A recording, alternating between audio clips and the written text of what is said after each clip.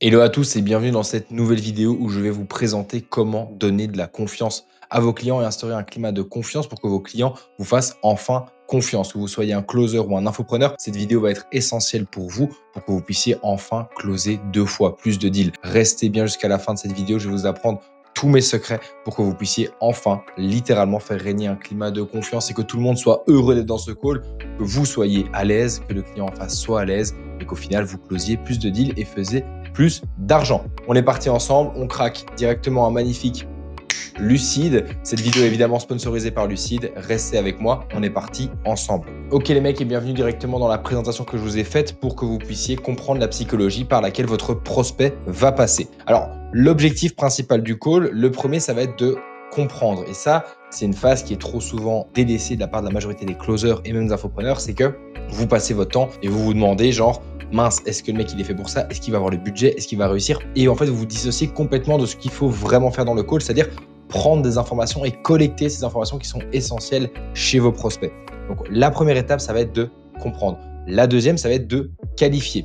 J'ai mis valider l'adéquation technique, c'est-à-dire en fait, grosso modo, pouvoir faire des liens entre sa situation actuelle et ce que vous vendez et pouvoir lui montrer que la meilleure chose, la meilleure décision qu'il va pouvoir prendre de sa vie, c'est de littéralement pouvoir vous rejoindre au sein de votre accompagnement. Et la troisième partie, ça va être synchroniser les décisions, c'est-à-dire grosso modo, c'est un peu une phrase bullshit, mais pour dire que vous le prenez au début et vous allez lui expliquer en fait l'entièreté de son processus et de son passage avec vous directement au sein de votre accompagnement ou de votre formation. Super. Le mindset en début d'appel. Qu'est-ce que ça va être? Ça va être d'être hype. Vous devez être content d'être en face de votre client. Il faut que votre client sente que vous ne vous faites surtout pas chier. Si tu es en face d'un gars qui est comme ça, qui en a rien à foutre, ça va être horrible. Et vous devez faire baisser ce niveau d'énergie dans le call. Ça va être la méfiance que votre prospect va avoir. Évidemment, c'est logique. Vous êtes un vendeur. Dans sa tête, tout ce qu'il a, et c'est ça que vous devez absolument faire disparaître, c'est combien ça va me coûter, combien ça va me coûter, combien ça va me coûter. Vous devez pouvoir le faire retirer cet aspect de méfiance-là en faisant quoi? En le projetant. En fait, il faut que vraiment vous puissiez lui montrer le plan étape par étape et surtout ce qu'il va pouvoir accomplir et réaliser grâce à votre transformation, grâce à votre méthode. Donc, c'est très important. C'est normal, la méfiance, c'est normal. Il faut vraiment la normaliser parce qu'en fait, c'est logique que le gars vous fasse pas confiance. Quand vous avez un mec qui vient toquer chez vous, c'est logique que vous soyez là, putain, mais qui vient me faire chier un dimanche après-midi? C'est normal, vous êtes méfiant de base parce qu'on est juste dans un monde où tout le monde ne vaut pas forcément du bien. Vous devez lever cette méfiance avec ces 5 étapes. La première étape, ça va être accueillir. Donc déjà, soyez extrêmement content que le mec soit méfiant et normaliser ça en face de lui. Faire non mais gros, t'inquiète, je comprends à 100% que toi, tu n'as pas forcément envie de me parler, tu as des proches à aller voir, tu as du taf à faire. Moi, mon but, c'est littéralement de pouvoir te dire si oui ou non, ça va pouvoir fonctionner avec nous. Très simple. L'étape 2, ça va être de normaliser, lui faire comprendre que voilà, il n'est pas bizarre, c'est normal en fait qu'il se sente comme ça. Je suis un vendeur, il n'a pas forcément envie de me parler. La troisième étape, ça va être de clarifier. Comprendre pourquoi est-ce qu'actuellement il est en face de toi et pourquoi est-ce qu'il est intéressé par ce que tu vas lui montrer. La quatrième étape, c'est l'épreuve. Lui expliquer voilà, quel est le parcours potentiel de ton infopreneur, lui expliquer quelles ont été ses success stories et que ton prospect puisse directement s'identifier à un gars qui a pu réussir autant que lui.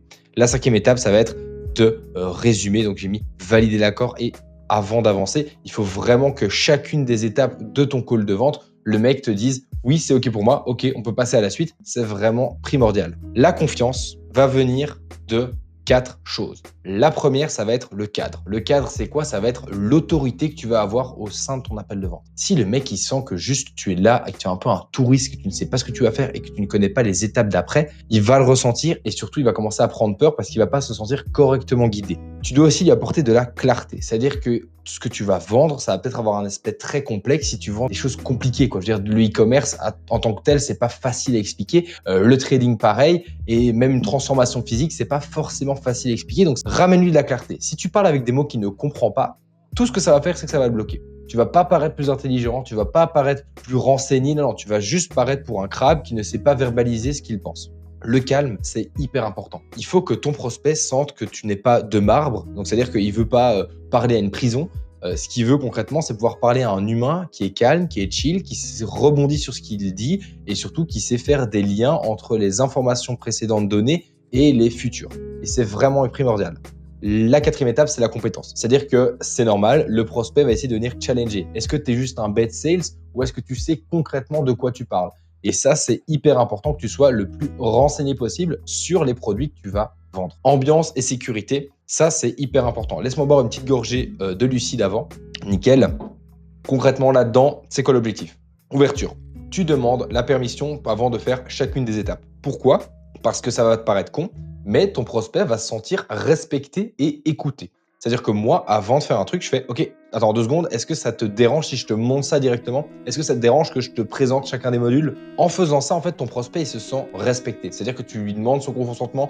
Après, faut pas être une lavette non plus, mais il faut que tu lui montres que tu as des signes de respect envers lui pour que lui t'en donne par derrière et qu'il continue de t'accorder de plus en plus de compétences dans sa tête. Sécurité. Il faut pas réciter des pitchs. C'est-à-dire que des mecs qui te vendent des formations, tu vas avoir mon sales pitch, c'est de la merde. C'est de la merde. Oui, il y a des structures de vente à respecter. Oui, il y a des choses à ne pas faire. Mais concrètement, réciter un pitch de vente, ça ne va jamais fonctionner. Ce qu'il faut, c'est que tu puisses écouter activement ce qu'il t'explique et que surtout le mec se sente prêt à te livrer. Ce matin, j'ai eu une meuf au téléphone qui littéralement m'a livré la conversation la plus intime qu'elle a eu avec son père concernant son changement de vie et elle n'en avait même pas parlé à son copain. Et donc, c'est vraiment important que tu puisses faire régner ce cadre de sécurité, d'ouverture et de confiance dans ton call parce que c'est ça qui va faire que tu vas vendre. Le rythme, c'est hyper important. J'ai fait une vidéo entière sur les silences et je pense que je vais refaire une vidéo sur le rythme parce que c'est extrêmement important. Pourquoi? Parce que le rythme va dicter l'émotion que tu vas véhiculer. Si tu es extrêmement posé et que tu prends ton temps sur les mots que tu utilises, déjà, premièrement, tu vas utiliser que des mots extrêmement pertinents et que tu vas pouvoir choisir, mais surtout, tu vas mettre de l'importance et un ton grave sur ce que tu dis, où la personne va du coup plus se concentrer. Si tu parles plus rapidement, que tu es plus détendu, il en faut aussi des moments comme ça dans le call, sinon ça va juste être horrible, ça va être une récitation, voilà, avoir l'impression que tu es à l'école, mais c'est important aussi d'avoir des moments plus posés où tu vas venir comprendre et venir faire des liens entre les expériences passées de la personne et ce que tu veux lui montrer. On enchaîne. Donc, dans cette phase découverte, qu'est-ce qu'on va venir se profiler dans notre tête? Moi, ce que je fais vraiment, c'est un espèce de avatar dans ma tête. J'ai un avatar client dans ma tête du client idéal qu'on a et je vais surtout dresser l'avatar client de la personne en face de moi.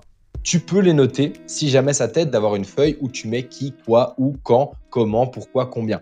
Mais moi, je préfère le faire dans ma tête directement, comme ça, je reste vraiment concentré avec la personne, je suis vraiment avec elle. Comme là, actuellement, je suis vraiment avec toi. Commence à réfléchir. Ok, qui? Commence à dresser ce profil-là dans ta tête. Donc, qui? Qui va prendre les décisions? Est-ce qu'elle est toute seule? Est-ce qu'elle a un copain? Est-ce qu'elle a une copine? Est-ce qu'il a une femme? Est-ce qu'il a une maman, un papa? Est-ce qu'il est jeune? Tout ça, tu dois l'avoir en tête. Quoi? Quel est son besoin? Qu'est-ce qu'il vient chercher en étant en face de toi actuellement? Est-ce que c'est une transformation physique? Est-ce qu'il veut pouvoir être à l'aise dans la plage? Est-ce qu'il veut pouvoir replaire à son mari? Est-ce que, bref, tout ça, c'est des choses à vouloir comprendre et à devoir comprendre. Le où, c'est comprendre où est-ce qu'il veut aller. Ok? Quand, c'est son urgence, son état d'urgence dans lequel il est. Comment, ça va être quel est son processus actuel, quelle est sa vie maintenant et quels vont être les leviers qu'il va pouvoir mettre en place pour appliquer tes conseils, appliquer le produit que tu lui vends. Pourquoi? Le plus important, littéralement, je l'ai mis en étape 6, mais en réalité, tout le monde a un pourquoi qui le drive et c'est vraiment ça à aller chercher dans cette phase découverte. Ok, le mec veut devenir plus libre financièrement. Pourquoi? Ah ben parce que lui, il a vu ses parents se tuer à la tâche. Ok. Pourquoi? Parce que du coup, ses parents étaient peu là lors de son enfance. Pourquoi? Parce qu'il a envie d'être père avec sa meuf et que pour le moment, il n'a pas envie de répliquer le schéma parental qu'il a eu quand lui était petit. Tout ça sont des choses que vous devez avoir en tête. Tu vas me dire, putain, mais Nathan, tu vas beaucoup trop loin, mais je te jure, gros, si tu as ça en tête, si tu sais exactement pourquoi est-ce que le mec veut faire plus d'argent, veut se transformer physiquement, mais son pourquoi profond, pas juste parce que j'ai envie d'être plus beau, eh ben ça va être essentiel. Et même parce que j'ai envie d'être plus beau, tu peux aller chercher encore plus loin. Pourquoi? Parce que j'ai jamais vraiment plu aux meufs et tout ça. Pourquoi? Je me suis fait harceler. Ok, tu t'es fait harceler. Tu n'as plus envie de ressembler au toi du passé qui s'est fait harceler. Très bien, on va venir te transformer physiquement. Hyper, hyper important. Et le combien, c'est juste essayer de réfléchir, ok, le mec, il fait quoi comme taf? Est-ce qu'il a un CDI? Est-ce qu'il a un CDD? Est-ce qu'il est au chômage? Est-ce qu'il est étudiant? Pour pouvoir réfléchir de est-ce qu'il va pouvoir le prendre, cet accompagnement? Et à quel point est-ce que tu peux aussi mettre en place une autorité en fait plus chill pour que la personne puisse te dire ouvertement, j'ai l'argent ou j'ai pas l'argent. Dans tous les cas, la manière dont on répond à cette objection-là, je vais vous faire une vidéo complète sur le sujet parce que ce n'est jamais un problème d'argent. Parfois, ça l'est, oui, évidemment, parce que si le mec il a 13 € sur son compte, on peut rien faire pour lui. Mais concrètement, il y a des moyens de fidéliser cette personne-là pour qu'une fois qu'elle a le budget, elle revienne vers toi. Je fais tout trembler, je m'en fous. Le profil psychologique. Alors ça, il y a beaucoup de gens qui me disent « Ouais, c'est bullshit, c'est bullshit ». Non, c'est basé sur de la science, les gars. Alors certes, c'est de la science humaine, c'est de la science molle. On n'est pas sur de la chimie, de la physique ou de la bio, mais concrètement, ça reste de la science. La psychologie, il ne faut pas que vous vous mettiez à cocher des cases dans votre tête, mais au moins, vous savez à qui vous adresser. J'ai fait une vidéo entière sur le sujet, sur comment parler en fonction de chaque typologie de personne. Et je pense que d'ailleurs, dans la formation que je suis en train de créer pour les closers au sein de l'agence et pour toute personne qui veut devenir closer, j'ai fait une vidéo dédiée sur chaque profil psychologique et comment aborder chaque typologie de personne. Hyper importante. Mais si je dois les résumer rapidement, il y a les 4 couleurs. Vous pouvez aller directement tester votre couleur de votre côté. Je pense que le test le plus backé maintenant par la science, c'est 60 personalities, 16 personnalités. Vous pouvez taper ça sur Google, vous le trouvez, vous le faites. Moi, personnellement, si vous voulez me closer un jour, je suis mauve et je suis dominant. Donc, commandant, je crois que je ne sais plus comment ça s'appelle. Mais voilà, en gros, je suis le mauve avec le petit chef avec son bâton. Si jamais un jour vous voulez me closer, allez-y. L'humanisation et le lien. Hyper important, il faut vraiment que le mec se sente prêt à tout te livrer. Il faut que tu sois son humain préféré sur Terre et il faut vraiment que le mec ait envie de devenir ton pote. Donc, comment est-ce qu'on fait ça? Là, c'est le mirroring. Donc, en gros, c'est quoi? C'est l'effet miroir. C'est-à-dire que tu dois utiliser le même vocabulaire que tes prospects. Tu as quelqu'un qui a la rue, qui essaie un peu de racailliser la manière dont il parle. Ok, ben parle comme lui. Pas de problème, parle comme lui. Tu as une meuf qui est juste une meuf classique. Essaie d'employer des mots moins durs que si tu es en face d'un mec qui a envie de se remettre en forme, tu peux le traiter de petit branleur ou des trucs comme ça, si jamais, faire de l'humour là-dessus, si jamais c'est pertinent pour lui, tu vois. Donc c'est vraiment important de faire de l'effet miroir, pas abuser, pas commencer à changer complètement de personnalité, on n'est pas des fous non plus, mais c'est important. Labelling, donc c'est vraiment essayer de venir résumer des situations et des émotions que le mec a eues et de venir poser des mots dessus concrets. Reformulation, c'est-à-dire reformuler l'entièreté des informations qu'il t'a données pour que le mec se sente réellement écouté. À la fin, il va se dire « Putain, mais c'est fou quand même ». Et surtout, reformuler l'offre que tu lui fais en fonction des besoins qu'il t'a dit précédemment. C'est-à-dire qu'il va te donner tout en fait. Pourquoi est-ce que vous closez pas? C'est parce que vous n'êtes pas assez concentré sur littéralement discuter. C'est discuter, comprendre qui il est et faire des parallèles entre ce que vous offrez et ce que lui a besoin. Micro-story, raconter des anecdotes assez classiques pour réenrichir le propos et réenrichir le fait que c'est fait à 100% pour lui. Valider les émotions, lui expliquer que les peurs, les craintes et même le stress qu'il a ou qu'il a en face de toi, c'est normal et c'est ok. Non, on n'est pas ce genre de personne là, mais en vrai, c'est vraiment ça. C'est vraiment normal, c'est logique et il doit surtout pas s'en faire avec ça ou se sentir mal vis-à-vis de toi. L'accord explicite, ce qu'on veut aller chercher, c'est des oui. Alors, voilà, on sait ce que ça veut dire d'aller chercher des oui, mais c'est vraiment important pour le coup, les mecs. C'est-à-dire que si la personne vous a donné que des non et si elle veut pas vous donner de oui, eh ben, allez tourner vos phrases autrement. J'ai également fait une vidéo sur le sujet pour comment aller chercher des oui sans qu'ils vous les verbalisent. C'est disponible juste là si j'oublie pas de vous la mettre, sinon vous regardez dans ma chaîne YouTube. Magnifique. La présentation de l'offre, c'est vraiment essentiel, mais avant ça, petite gorgée de lucide. Ok, ce qu'il faut, c'est pouvoir identifier le problème qu'il a actuellement, les leviers qu'il a, les risques qu'il va potentiellement prendre et les preuves qu'il a envie de mettre en place, quoi. Et les preuves, c'est-à-dire ce qu'il veut vraiment mettre en place à terme, mais qu'il ne sait pas faire. Donc, grosso modo, son problème actuel, on va le transformer en résultat visé. Ok, où est-ce que tu veux être dans 6 mois? C'est quoi concrètement ton problème que tu veux résoudre? Ok, tu veux avoir des abdos, mais qu'est-ce que tu es prêt à faire derrière, tu vois? Plan d'implémentation, lui expliquer clairement. Ok, donc à partir de janvier, on va commencer à réduire tes calories à autant. Ou à partir de janvier, c'est clair et net, on aura déjà trouvé ton produit, on aura fondé ton offre, et là, on va commencer à essayer de sourcer directement où est-ce que tu vas pouvoir trouver la meilleure supply possible pour ta marque. Tout ça sont des trucs logiques.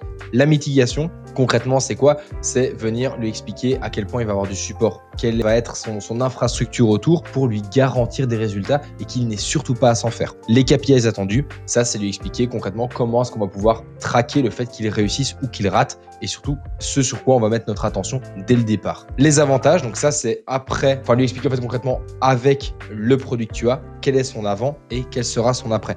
C'est-à-dire, ok, il est en retard, il a du mal, il prend trop de temps à prendre des décisions. Ok, super. On va lui expliquer comment est-ce qu'il va pouvoir mettre en place des décisions. Bref, tout ça, en fait, cet aspect, je ne vais pas passer en revue, ça sert à rien, mais cet aspect transformationnel, c'est vraiment ça que vous devez faire. Et peu importe votre offre. C'est-à-dire que tous les problèmes qu'il a, vous devez lui expliquer que quand il les a verbalisés, ça veut dire que ça le touche, que c'est important pour lui. Vous devez lui expliquer que littéralement, avec votre méthode, il aura ça comme résultat. Et il aura ça. Et il aura ça. Et en fait, il va se dire, mais putain, c'est pas possible. C'est-à-dire que tous les problèmes que j'ai, ils sont répondus. Bah oui, mon gars. Bah oui. C'est à ça qu'on sert, nous. C'est à ça que sert le closer. C'est pas de vendre, c'est pas de pitcher, c'est de faire des parallèles entre les informations qu'il t'a dit et comment est-ce qu'il va pouvoir résoudre ses problèmes grâce à ton produit. La synthèse stratégique. Donc, je reprends tout ça. En gros, donc on cadre littéralement le call. Hyper important. On va venir découvrir, comprendre qui est le mec qui est en face de nous.